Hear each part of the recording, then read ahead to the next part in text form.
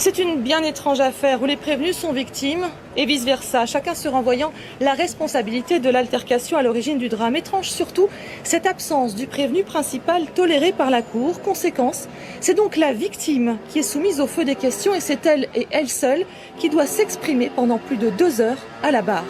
Je trouve pour ma part que les choses se déroulent dans une sorte de process totalement inversé, où on a l'auteur qui est aux abonnés absents et la victime qui se transforme en mi-victime, mi-auteur, et qui prend un peu pour les deux.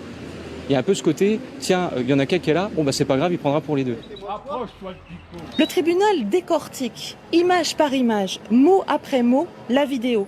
Les injures à caractère raciste, le fameux bico que n'auraient pas entendu les enquêteurs, le demi-tour, la collision, les cris des enfants, des faits reconnus depuis le début par la défense, qui nie néanmoins l'intention de tuer, tout comme le procureur, qui requiert une peine de 6 mois de prison, dont 2 avec sursis. Le fait de prendre son véhicule et de vouloir frôler quelqu'un, ça va créer chez lui un choc émotif et ça va constituer l'infraction de violence volontaire aggravée. Donc que l'intention soit de percuter sans tuer naturellement ou alors de faire peur, l'infraction est constituée. Ce n'est pas une intention de tuer. Absolument pas.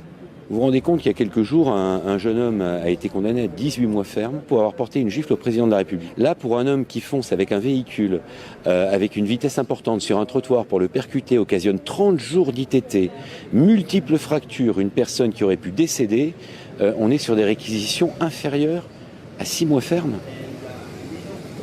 Je veux dire, quelle est la valeur de la vie de M. Adil Sefrioui par rapport à la valeur de l'image de notre président de la République pour une juridiction répressive?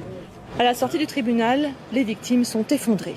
C'est incompréhensible d'être accusé à un point pareil. Vous êtes chez vous tranquille, chez vous dans votre domicile, dans votre jardin, et presque on va vous accuser d'avoir monté sur le capot, quoi. D'avoir refusé, d'avoir cédé à la mort. Le tribunal doit désormais décider s'il requalifie les faits en tentative de